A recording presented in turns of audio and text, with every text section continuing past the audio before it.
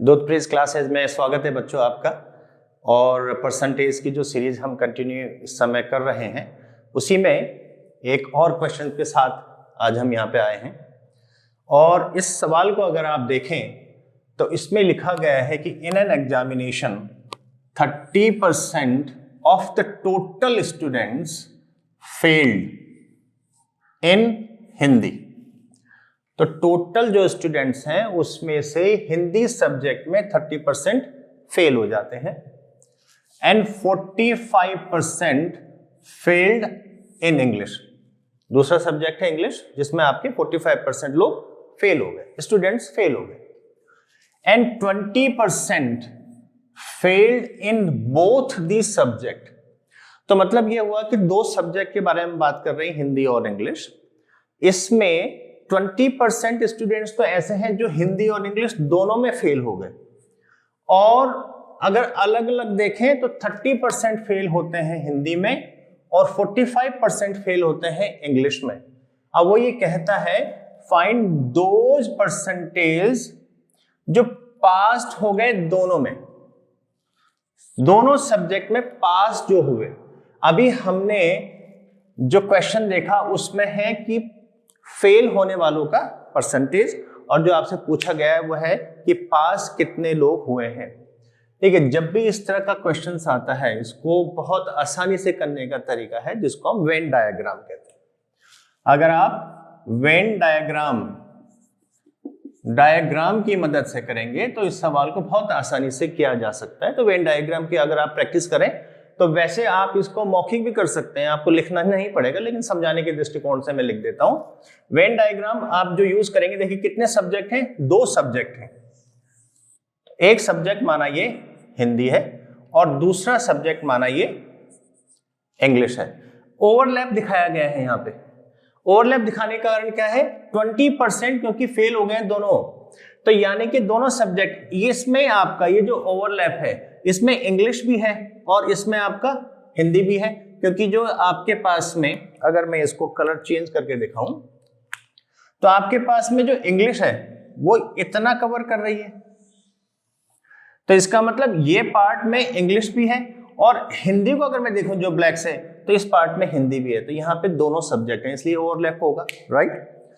अब आप अपने सवाल को देखेंगे। सवाल कहता है कि 20% फेल हो गए दोनों में, तो सबसे पहले जो ओवरलैप एरिया है उसको आप फिल करेंगे, यानी कि 20 आपके पास में 20%, मैंने इसको 20 से दिखाया है, 100 पे कैलकुलेट कर रहे हैं अगर हम, तो 20 आपके फेल होते हैं दोनों सब्जेक्ट में। अब उसने कहा 30% of the total students failed in Hindi, Hindi में 30% फेल हो गए। वेन डायग्राम को यूज करने के लिए आपको ये चीज बहुत क्लियर होनी चाहिए कि अगर 20 ऑलरेडी फेल हो चुके हैं, देखिए अगर मैंने इसको ओवरलैप एरिया में लिया है तो इसका मतलब हिंदी में 20 में ऑलरेडी ले चुका हूं, और मेरे पास 30%, 100 में 30, अगर मैं टोटल स्टूडेंट्स 100 लेके चल रहा हूं तो 30 स्टूडेंट्स हैं जो हिंदी में फेल हुए हैं, लेकिन 20 में ऑलरेडी ओवरलैप एरिया में कवर कर चुका हूं। तो केवल और केवल हिंदी में जो फेल हुआ बच्चा वो कितने हैं? 10। समझ में आया? 10। अब आप देखो 10 + 20, तो हिंदी में आपके 30% फेल हो गए, बहुत सिंपल है। उसी तरह से इंग्लिश में जो फेल हुए हैं वो 45 हुए हैं, लेकिन 20 में ऑलरेडी ले चुका हूं, तो ये 20 वो भी हैं जो इंग्लिश में फेल हो रखे हैं। तो इसका मतलब केवल और केवल इंग्लिश में जो फेल हुए हैं बच्चे वो 25 है। बहुत क्लियर। ये अगर आपको नहीं आता तो वेन डायग्राम से आप सॉल्यूशंस को निकाल तो देंगे लेकिन गलत निकालेंगे, राइट। तो अगर आपको सही निकालना है तो ये आपको समझना होगा, क्योंकि यहां पे ओवरलैप हो रहा है। 20% उसने दोनों सब्जेक्ट में फेल दिखाए हैं, और फिर इंग्लिश में फेल दिखा रहा है, हिंदी में फेल दिखा रहा है। तो ओवरलैप को जब आपने फिल करा तो क्लियर होना चाहिए कि केवल और केवल हिंदी में जो फेल हुए हैं वो 10 हैं, लेकिन टोटल हिंदी में जो फेल हुए हैं वो 30 हैं, और केवल जो इंग्लिश में फेल हुए हैं वो 25 हैं, लेकिन ओवरऑल इंग्लिश में जो फेल हुए हैं वो 45 हैं। 100 पे निकाल रहे हैं तो 45%, 30%, करेक्ट।